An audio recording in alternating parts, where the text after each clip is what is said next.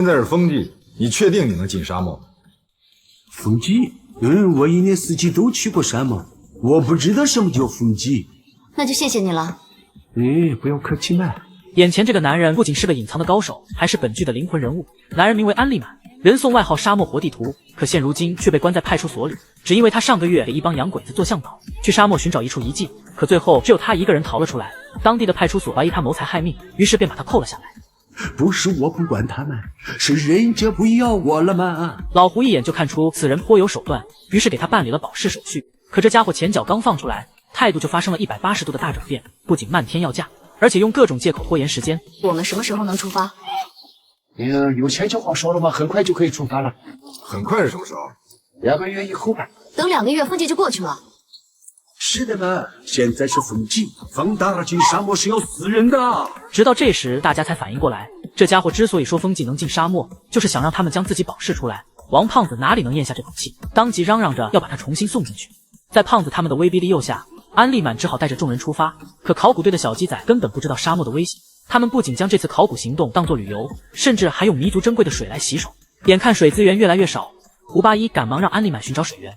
可还没等他开口，就看到了恐怖的一幕。天上的云彩在涌现，老天爷大概是生气了，这沙漠上又要起风了，要起很大很大的风来。原来这是老天爷给的警示，一场沙尘暴即将席卷这里。安利满赶忙招呼众人收拾东西离开，甚至就连骆驼也感知到了危险的临近，拼了命的往前跑。可胡八一却发现陈教授不见了踪影，他只好返回寻找。好在他很快找到了陈教授，可等两人追上大部队时，却发现所有人都停了下来。儿子，为什么不走了？我不留了，没事，先回来。他知道黑沙漠的利好朋友莫三用，干脆为了这个地方等死吧。就在众人准备认命时，雪莉杨却有了意外发现，远处竟凭空出现了一座土城堡。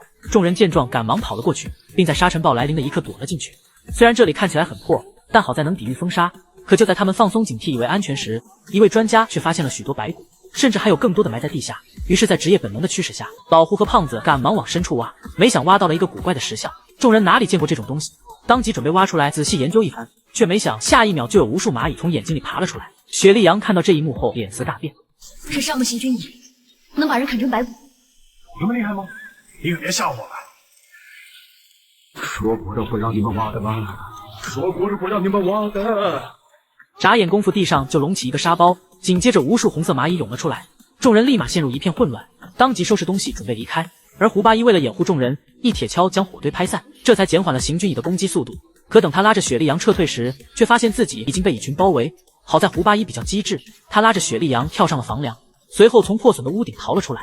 两人本以为外面比较安全，却没想沙地上早就爬满了密密麻麻的行军蚁，并且还在源源不断的往外冒。老胡为了救雪莉杨，一把将她推了出去，但自己却陷入了行军蚁的包围圈。别管我会跑，真不管我了。胡八一见状只好自救，他在一块衣服上洒满烈酒，接着便点燃开始驱赶周围的蚂蚁。奈何这东西的数量太多，他根本没法冲出包围圈，手中的衣服也马上烧光。就在他马上被蚁群淹没时，雪莉杨带着催泪瓦斯及时赶了回来。奇怪的是，在一阵烟雾过后，蚁群竟开始纷纷避让。